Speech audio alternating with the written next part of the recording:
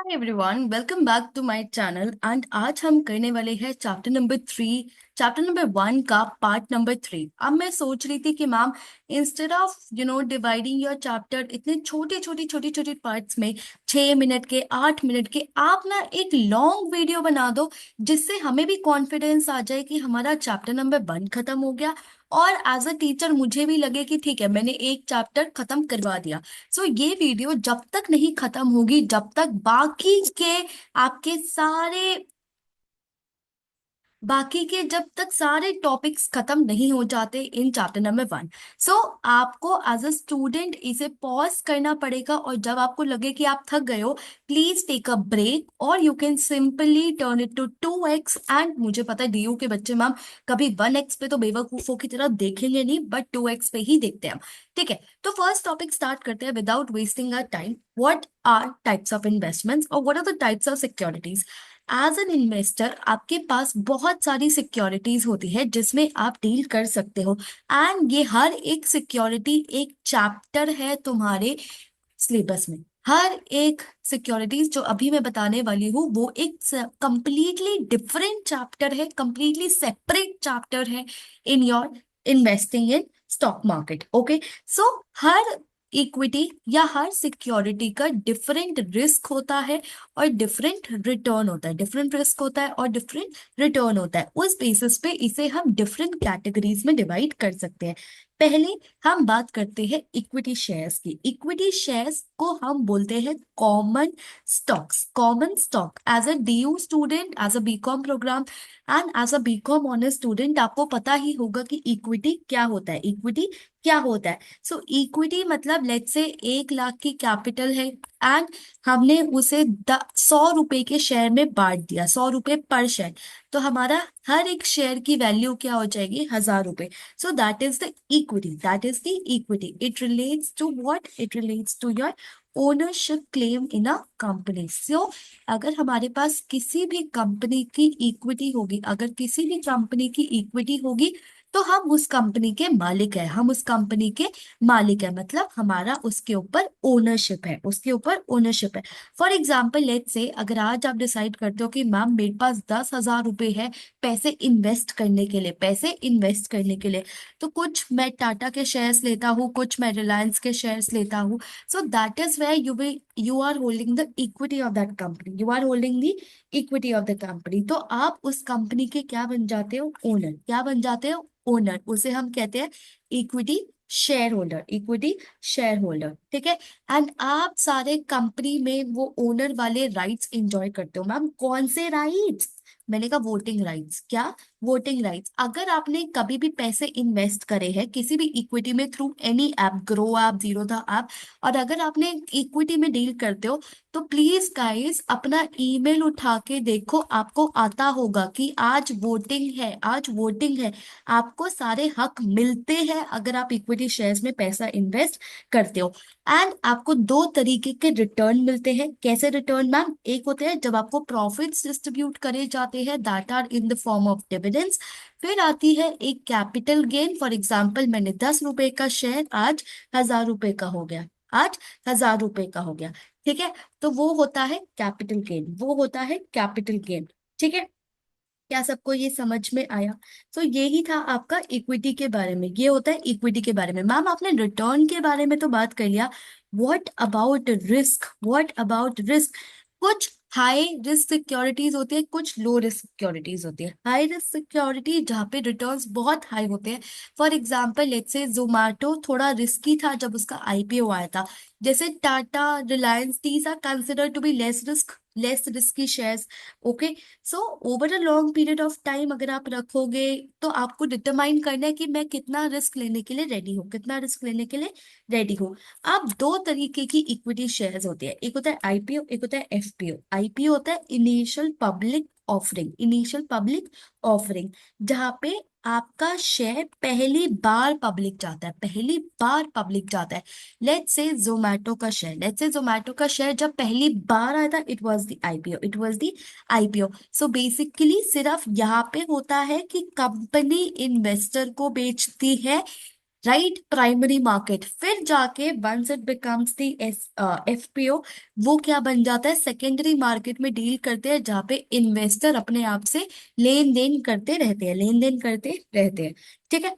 फिर आते हैं आपके bonds and debentures. Bonds and debentures क्या होते हैं, जहाँ पे आपकी फिक्स्ड इनकम सिक्योरिटीज होती है। क्या होती है, फिक्स्ड इनकम सिक्योरिटीज होती है। ठीक है। बॉन्ड क्या है, bond is nothing but IOU, that is IOU, IOU of the borrow, of the borrow. Okay. So basically इसमें एक कॉन्ट्रैक्ट होता है कि मुझे आपसे, मैंने आपसे पैसे लिए हैं, मुझे आपको पैसे देने हैं, मुझे आपको पैसे देने हैं। सो हम फिक्स्ड अमाउंट प्रॉमिस करते हैं, प्लस उसके ऊपर कुछ इंटरेस्ट प्रॉमिस करते हैं, उसके ऊपर कुछ इंटरेस्ट पे।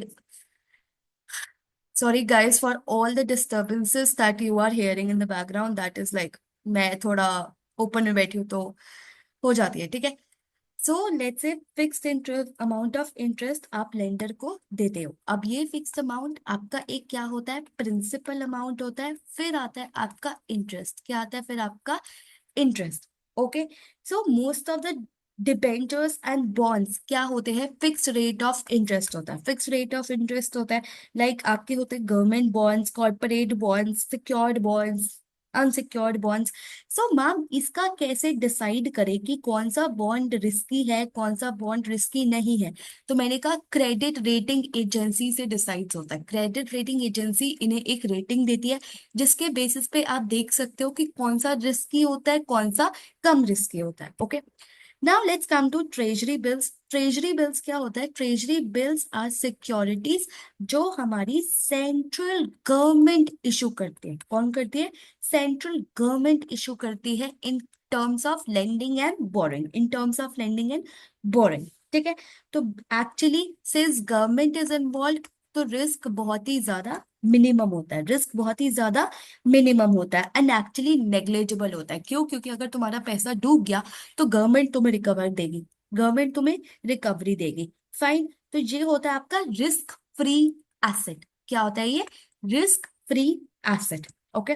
देन आते हैं आपके डिपॉजिट्स जो आप अपनी बैंक में करवाते हो, fix deposit, recurring deposit, special term deposit, जिसपे आपको यूजुअली 6 से 8% का यू नो रिटर्न मिलता है। Basically these investments are for the inflation, कि आप अपने आप को इन्फ्लेशन से प्रोटेक्ट करते हो, इन्फ्लेशन से प्रोटेक्ट करते हो।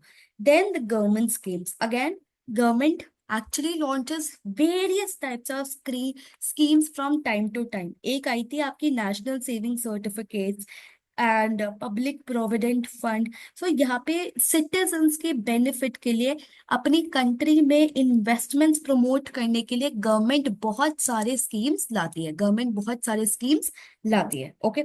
देन आते हैं म्यूचुअल फंड्स। जैसे धोनी का आंसर आता है ना, और mutual funds are subject to risk and everything. तो वो आते हैं म्यूचुअल फंड्स, वो आते हैं म्यूचुअल फंड्स। म्यूचुअल फंड्स क्या होता है, कंपनी से, लोगों से, एक कंपनी बेसिकली लोगों से पैसा इकट्ठा करेगी, एंड इस लेट से उसके पास 10 करोड़ रुपए इकट्ठे हो गए। अब ये इन्वेस्टमेंट करेगी, लेट से वो 10,000 रुपए कमाती है, तो अपने इन्वेस्टर्स को 5,000 रुपए दे देती है इन टर्म्स ऑफ रिटर्न। तो म्यूचुअल फंड्स क्या है, basically a pool of funds जो डिफरेंट इन्वेस्टमेंट्स में इन्वेस्ट होता है, पैसे कमाए जाते हैं, एंड फाइनली आपको एज अ रिटर्न दे दिए जाते हैं, आपको एज अ रिटर्न दे दिए जाते हैं। तो ये है डिफरेंट टाइप्स ऑफ सिक्योरिटीज। ये बस एक ओवरऑल आइडिया था कि क्या क्या इन्वेस्टमेंट होती है। आपके सारे के सारे चैप्टर्स में हर एक चीज आएगी। फॉर एग्जाम्पल, इक्विटी का सेपरेट चैप्टर है, डिबेंचर का सेपरेट चैप्टर है, म्यूचुअल फंड का सेपरेट चैप्टर है। तो उसकी टेंशन आप मत लो, उसकी टेंशन आप मत लो, डिटेल में सब कुछ बताऊंगी। यहाँ पे मैंने सिर्फ ओवरऑल बताया, क्या बताया, ओवरऑल बताया। ठीक है। I hope everybody is clear with this, I hope everybody is clear with this. Okay. Now let's come to very, very, very, very, very important topic, that is investment decision process. ये तो मस्त मस्त मस्त मस्त question है, जो आपके paper में आ ही आ सकता है। एंड ये कितने मार्क का आता है, 5 मार्कर। कितना मार्कर आता है, 5 मार्कर। एक बार पूरा प्रोसेस समझ लो, आपको एक बार में समझ में आ जाएगा। गाइस देखो, सिंपल सी बात है। लेट्स से आज तुम्हारे पापा तुम्हें 10,000 रुपए देते हैं कि जा बेटे, जा राज, जी ले अपनी जिंदगी, जा राज जी ले अपनी जिंदगी। आज ये पैसा तू इन्वेस्ट कर, ये पैसा तू इन्वेस्ट कर। ठीक है। सबसे पहले आप क्या करोगे, आप सिक्योरिटीज देखोगे। क्या देखोगे, मैम मेरे पास टाटा भी है, रिलायंस भी है, जोमैटो भी है, बहुत सारे लाखों करोड़ों ऑप्शन है जहां पे मैं ये पैसा इन्वेस्ट कर सकता हूँ। क्या सब में कर दूं? नहीं। क्यों? क्योंकि पैसे लिमिटेड है, पैसे लिमिटेड है। फिर मैं हर किसी का सिक्योरिटी एनालिसिस करूंगा कि मैम टाटा मुझे कितना रिस्क लेना पड़ेगा, कितना रिटर्न मिल रहा है। सो दैट इज सिक्योरिटी एनालिसिस। फिर आप जाके अपने लिए इन लाखों सिक्योरिटीज में से एक पोर्टफोलियो बनाओगे। फॉर एग्जाम्पल, आपने डिसाइड किया 2,000 रुपये जोमैटो, मैम 8,000 नहीं, चलो लेट्स से 2,000 रुपये टाटा, एंड बाकी के 6,000 मैं रिलायंस में डालता हूँ, बाकी के 6,000 मैं रिलायंस में बांटता हूँ। क्या मैं अपना पोर्टफोलियो बना के भूल जाऊं? नहीं। आए दिन, हर हफ्ते मैं अपना पोर्टफोलियो चेक करता हूँ, कौन मुझे ज्यादा प्रॉफिट्स दे रहा है, कौन मुझे लॉस दे रहा है। लॉस ज्यादा ना हो इसलिए मैं लॉस बुक करके नई सिक्योरिटी ले लेता हूँ। तो मतलब मैं रिवाइज करता रहता हूँ, रिविजिट करता रहता हूँ, देखता रहता हूँ मेरा पोर्टफोलियो कैसा चल रहा है, मेरा पोर्टफोलियो कैसा चल रहा है। तो यही होता है आपका इन्वेस्टमेंट प्रोसेस। सबसे पहले आप करते हो सेटिंग अप इन्वेस्टमेंट पॉलिसी। सबसे पहले एक पॉलिसी सेट किया जाता है। ये क्या कि कम इंडिविजुअल के गोल क्या है, ऑब्जेक्टिव क्या है, कितने फंड्स है, कितना टैक्स स्टेटस है। So everything needs to be considered. For example, Raj बहुत ही डरा हुआ इंसान है, बहुत ही ज्यादा डरा हुआ इंसान है, उसे रिस्क लेना बिल्कुल नहीं पसंद। उसका मेन एम है कि मैं पोर्टफोलियो से 5,000 रुपए एक्स्ट्रा मंथली इनकम कमा लूं। अब हो सकता है टीना क्या है, टीना क्या है, टीना मैम बहुत ही ज्यादा रिस्क टेकर है। उसका है इस 10,000 को मैं डबल करके रहूंगी, चाहे मुझे इसके ऊपर कितने सट्टेबाजी करनी पड़े, कितना हाई रिस्क लेना पड़े। तो ऑब्वियसली हर बंदे का ऑब्जेक्टिव अलग होता है एक पर्टिकुलर इन्वेस्टमेंट से। ओके, आपको अपना वो सेट करना पड़ेगा। फिर आता है building up inventory of securities. आप ऑल अवेलेबल सिक्योरिटीज आप एक बार देखोगे, राइट। आप किस सिक्योरिटीज में इन्वेस्ट करना चाहते हो, कैसे डिसाइड होगा? क्या आपका रिस्क लेना चाहते हो, क्या आपका ऑब्जेक्टिव है, लेट्स से कितने टाइम के लिए करना चाहते हो। ओके, कुछ लोग लॉन्ग टर्म के लिए करना चाहते हैं, कुछ लोग शॉर्ट टर्म के लिए करना चाहते हैं, राइट। कुछ लोग फिक्स्ड इनकम के लिए करना चाहते हैं, कुछ लोग रिटर्न कमाने के लिए करना चाहते हैं। So you will set up number of securities out of those 1 lakh securities. फिर आप करोगे security analysis. Let's say 1 lakh security में से अब आपने 200 फिल्टर आउट कर ली इस पर्पस से। अब सिक्योरिटी एनालिसिस करो। सिक्योरिटी एनालिसिस में क्या होगा, आप हर सिक्योरिटी का अच्छे से एनालाइज करोगे। मैम कितना रिस्क है, कितना रिटर्न है। ओके, सो इस ये स्टेप हम क्यों कर रहे हैं? This step is actually to estimate कि कितना मुझे लेना पड़ेगा रिस्क, कितना रिस्क मुझे लेना पड़ेगा। हो सकता है मैम कुछ सिक्योरिटीज ओवर वैल्यूड हो सकता है कुछ अंडर वैल्यूड हो। तो यहाँ पे हमें बाय और सेल डिसीजन के लिए ये एनालिसिस परफॉर्म करनी पड़ेगी। अब ये दो तरीके की एनालिसिस होती है, एक होती है फंडामेंटल एनालिसिस और एक होती है टेक्निकल एनालिसिस। फंडामेंटल एनालिसिस क्या होता है, बेसिकली जब आप लॉन्ग टर्म के लिए पैसा इन्वेस्ट कर रहे होते हो तो आप उसकी वैल्यू देखते हो, आप उसकी वैल्यू देखते हो, अच्छे से चीजें एनालाइज करते हो। टेक्निकल एनालिसिस होता है जो आप चार्ट्स देख के करते हो, चार्ट्स देख के। Fundamental analysis basically financial statements देख के करे जाते हैं, और टेक्निकल बेसिकली चार्ट्स देख के, बेसिकली चार्ट्स देख के। फिर आप फाइनली उन 50 सिक्योरिटीज में से 5 सिक्योरिटी सेलेक्ट करते हो अपना पोर्टफोलियो बनाने के लिए, अपना पोर्टफोलियो बनाने के लिए। इसमें क्या करोगे कि कितना अमाउंट किस सिक्योरिटी को एलोकेट करना है, कितने टाइम के लिए करना है, किसको ज्यादा प्रेफरेंस देनी है, किसको कम प्रेफरेंस देनी है। ठीक है, तो हम सारे फीसिबल पोर्टफोलियो बना के देखते हैं। मैम व्हाट इफ टाटा के मैं 3 शेयर्स खरीदूं और रिलायंस के 5? मैम व्हाट इफ अगर मैं रिलायंस के 8 शेयर्स खरीदूं और टाटा के 2? सो यहाँ पे हम ऑल पॉसिबल सिनेरियोज को लिस्ट डाउन करते हैं। क्या करते हैं? लिस्ट डाउन करते हैं एंड बेस्ट पोर्टफोलियो अपने लिए चूज करते हैं, बेस्ट पोर्टफोलियो अपने लिए चूज करते हैं। फिर क्या मैं अपना पोर्टफोलियो बना के भूल जाऊं? No, I will not just make it and forget about it. मैं क्या करूंगी, उसको इवेल्युएट करूंगी एंड मैनेज करूंगी। कभी कभी कुछ सिक्योरिटीज बेचनी पड़ेगी, खरीदनी पड़ेगी, खरीदनी पड़ेगी, बेचनी पड़ेगी। ओके, सो ये रिविजन चलता रहेगा एंड फाइनली आप अपना पोर्टफोलियो रिवाइज करते रहते हो, नई सिक्योरिटीज डालते रहते हो, पुरानी बेचते रहते हो, प्रॉफिट बुक करते रहते हो, कई बार लॉस बुक करते रहते हो। सो ये होता है आपका इन्वेस्टमेंट प्रोसेस, ये होता है आपका इन्वेस्टमेंट प्रोसेस। आप दो तरीके के मोड्स होते हैं, एक होता है डायरेक्ट इन्वेस्टिंग और एक होता है इनडायरेक्ट इन्वेस्टिंग। डायरेक्ट इन्वेस्टिंग क्या होता है, जहाँ पे आप सिक्योरिटीज खरीदते हो और बेचते हो खुद से, जहां पे इन्वेस्टर ये सब खुद करता है, जहां पे इन्वेस्टर ये सब खुद करता है, मतलब उसके हाथ में सारा कंट्रोल होता है कि सिक्योरिटीज कब बेचनी है, कब खरीदनी है, कब बेचनी है, कब खरीदनी है। ग्रो ऐप पे आज कितने पैसे डालने हैं, कितने पैसे विड्रॉ करने हैं, कितना खरीदना है, कितना बेचना है, कितना खरीदना है, कितना बेचना है। ठीक है, तो ये हो गई डायरेक्ट इन्वेस्टिंग। अगर आपको स्किल्स है, आपके पास नॉलेज है, आपके पास एक्सपर्टीज है, आपको एनालिसिस करना आता है, तो go ahead with it. Indirect होता है जब आपके बस की नहीं है। सिंपल सी बात है, मैं आपको पता है मैम, मैं ठहरा एक डॉक्टर, मैं ठहरा एक कंटेंट क्रिएटर, मुझे कोई नॉलेज नहीं है इन्वेस्टिंग के बारे में। क्या मैं इन्वेस्टमेंट नहीं कर सकता? ऑब्वियसली कर सकते हो। You can do it indirectly through mutual funds और थ्रू अ ब्रोकर। ठीक है, आप पोर्टफोलियो मैनेजर रख लो। सो यहाँ पे आपका कंट्रोल नहीं होता, यहाँ पे आपका कंट्रोल नहीं होता, सिर्फ आपका कंट्रोल होता है कि आप पैसे देते रहो, आप पैसे देते रहो और रिटर्न कमाते रहो। That is invest indirect investing, indirect investing.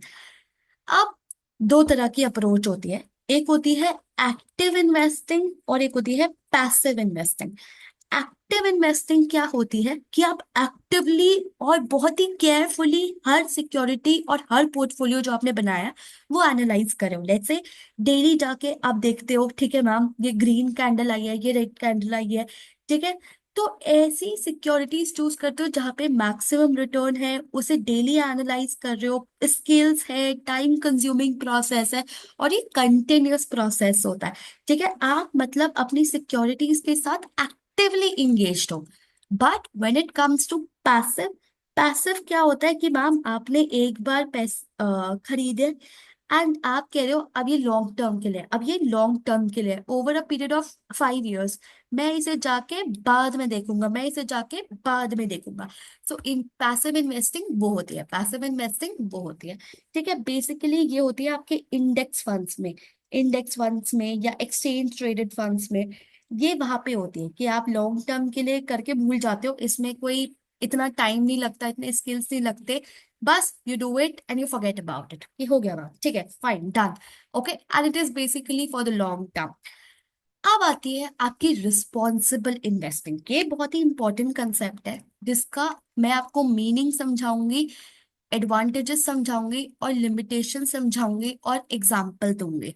Right, तो ये मैं एक सेपरेट वीडियो में करती हूँ बिकॉज ये थोड़ा सा लंबा कंसेप्ट है एंड हम यू ऑलरेडी बहुत सारे कंसेप्ट कवर कर चुके हैं, तो मुझे और कंफ्यूज नहीं करना। हमने आज के क्लास में क्या क्या कवर किया, what are the types of investments, what are direct and indirect investing, what is active and passive investing, and the most important investment decision process, investment decision process. So instead of part 4 we will have part instead of part 5 we will have part 4 now and chapter खत्म। ये chapter का last topic है। Okay, मैं सोच रही हूँ एक video बनाऊं जहां पे चैप्टर नंबर 1 के इंपॉर्टेंट क्वेश्चंस और क्विक रिवीजन करवा दूं। बट एक बार रिस्पॉन्सिबल इन्वेस्टिंग बनाती हूँ, फिर मैं सोचूंगी वो बनानी है या नहीं। So that's it for this particular video. I'll see you in the next video. Bye bye. Take care. All the best.